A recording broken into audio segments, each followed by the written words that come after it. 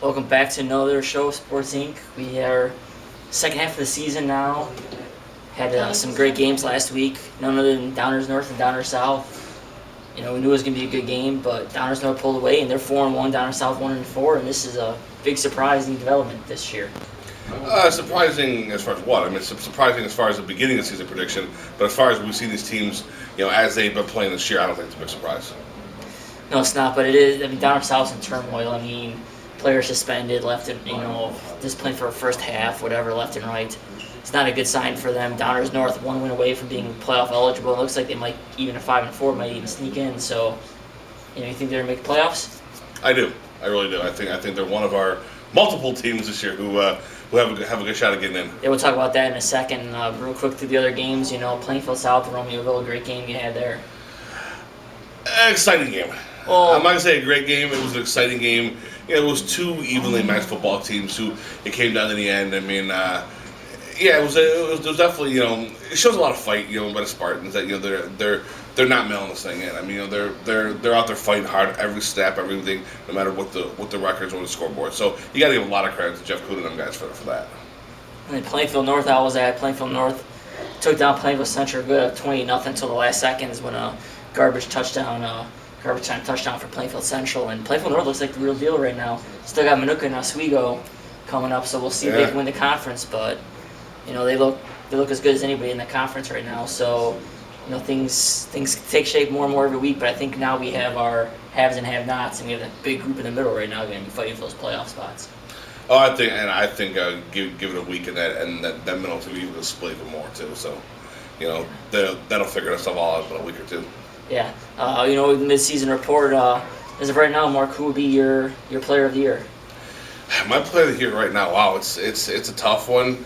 Right now you got to flip a coin. In my head between Matt Alviti and Aaron Bailey, simply because their teams are undefeated. They're winning. I know we have a lot of guys putting up big numbers whose teams might be 3-2, 2-3. Right now, when you're a quarterback and you have your team unbeaten. You got to flip a coin between that. Bailey's numbers aren't as big passing. Alviti's a huge passing. Bailey's running the ball a lot. Right now, it's got to me, it's one of those two guys to fight out to win. Well, right now, Matt Alviti's got a huge edge. I mean, his touchdown advantage. I mean, you say Bailey rushing. Yeah, Bailey's got 500 yards rushing, but Alviti's got 400 something. Right. And Alviti's got a heck of a lot more yards passing than Bailey has. So, right now, I think Alviti is the clear-cut favorite. I wouldn't even put Aaron Bailey at number 2 right now. Not saying he's maybe not the second best player. I mean, he's the beast. But Chris James from Notre Dame, they're 4-1, and he's a big reason why. He's coming off 6 touchdowns, is already almost at 1,000 yards. I mean, he could hit 2,000 yards by the end of the year. And Notre Dame's proven they're the real deal. And you talk about 5-0 team, undefeated teams. What about the Niles West quarterback? McGivern. Yeah. We'll put him into that mix. Yeah, his stats aren't there, but hey, if they beat Maine South somehow. And with James too, I mean, let's see at the end of the year, where they're at and team-wise, and if he can put him on his back and carry him, by all means, I'll drive the award out to Niles myself for him. What about what player or team has surprised you the most so far this year? Yes, player and a team. Surprisingly the most, huh? Good or bad. I think unfortunately Joliet West surprised me how bad they are. I thought this team had talent. I really did. I told you guys at the beginning of the year that this was going to be a surprise team. I thought they had talent. On the positive side, I think my biggest upside team is Bennett. I think from what I saw them last year, I didn't think they'd be nearly this good this year, and they're really playing well. Those two are surprises.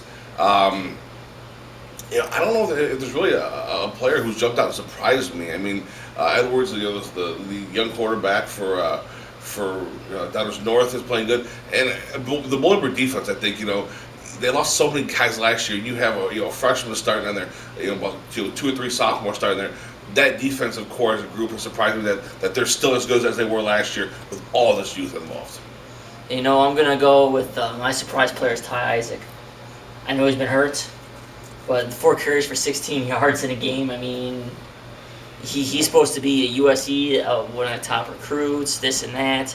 And, I'm not saying injuries obviously had something to do with it, but he's still got to be a surprising player because by now we thought we'd be about 1,000 yards, about Chris James stats. Yeah, but see, I don't even Instead, think. he's not. I mean, I really don't even think that Isaac should be on the field right now. I mean, I don't even know why he's out there. I think he's just actually almost hurting the team more than anything by even being on the field.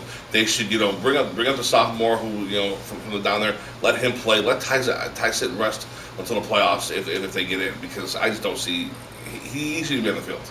Yeah, my surprise team. I mean, it's hard not to pick against Bennett. I mean, Bennett's been. I mean, neither of us expected even close to a playoff, but No. Niles West to me is a surprise team too. They haven't played the stiffest competition, but being 5-0, being playoff eligible already after being 2-7 last year, You're right. that was pretty surprising. I mean, a lot of surprises. Downers North, you could almost say Plainfield Central's surprised that they're teetering right now after such a good start. And I think we both thought Romeoville was gonna be a little more competitive than they have been. Trying to think, Joliet West, like you said, that doesn't surprise me one bit, but I know it surprises you. And Downer South being 1-4, that's, I mean, I know they lost Josh Williams, but we still at least expect 7 wins out of them this year. So there's a lot of surprises, which make this fun this year, because normally in high school football, it's the haves and have-nots, year in, year out. It's good to see different teams make it up this year. Oh yeah, for sure. I mean, yeah, teams like Bennett, who was good. I mean, and the thing is, you look at this, like the Downers North, they were halves for years. Yeah. Then they went down. It's not like these teams are now halves for the first time. Now they're building back up. Bennett was around for a while. So yeah, it's a lot of these teams who are showing the positives. And this is why coaches still coach. Yeah, this is why somebody like Lockport is still playing after being so bad this year. They were perennial state contenders, state champions. They're hitting a down slope now, but looking at the other teams, it's like, hey, you know what? In a couple of years, you get it's going to turn around, and this is why these coaches keep doing this, because you just see this trend. I mean, eventually it rolls back over. You get that one great group of freshmen, where you bring them up through your system, and then by the time they're juniors and seniors, you're right back in the mix again. Yep. And then we have 10. Like we can talk about 10 teams right now would be in the playoffs, based on the seeding levels 1A through 8A. We have 10 teams out of our, I think, 20 in the playoffs. That's remarkable. Now, Lyle's ranked 32 right now, and they have Wilmington this week, so they're going to probably be pushed out this week. Plainfield Central's 3-2. They're ranked 31st. But other than that, and plus you have a Minooka or Plainfield South. The winner of that game is going to move into the top 10, into the mix. So you're going to have 10 teams. We're looking at 9 or 10 teams most likely in the playoffs this year, and I don't think we're expecting that many. It's a lot of miles on the car. We'll be doing a lot of hustling to cover all those games. It is exciting, though. It is exciting to see what they can do. It's fun. And it makes it worth it, especially if they can pull off a couple upsets, because most of them won't be favored. Those few teams are going to be favored, and other ones, they'll be underdogs, but it could happen, and it's going to make it exciting last few weeks of the year, see if these teams can hold on and see if anybody else can make a run. Oh, it's going to be a blast. And like I said, to talk about how the mix is going to change this week. If people look at our little conference recap videos this week, they'll be able to see where we think those changes are going to happen. Yeah, and as far as that goes, we'll be making picks here in a second. Good news for you is I didn't beat you last week. Bad news is you didn't make up any ground, and you're still aching back. That's right. We both had a couple same losses, and we both had a couple different losses, picks. So I got an 8-game lead on them, and we'll see if I can extend it or if you can chop into it. We only have 4 weeks left plus playoffs, so we better get on it. I already had to buy one Giovanni's pizza this year. I don't want to go in the wallet again for a second one for him beating me. We'll be back and check out the clips on our conference previews. So until then, see you.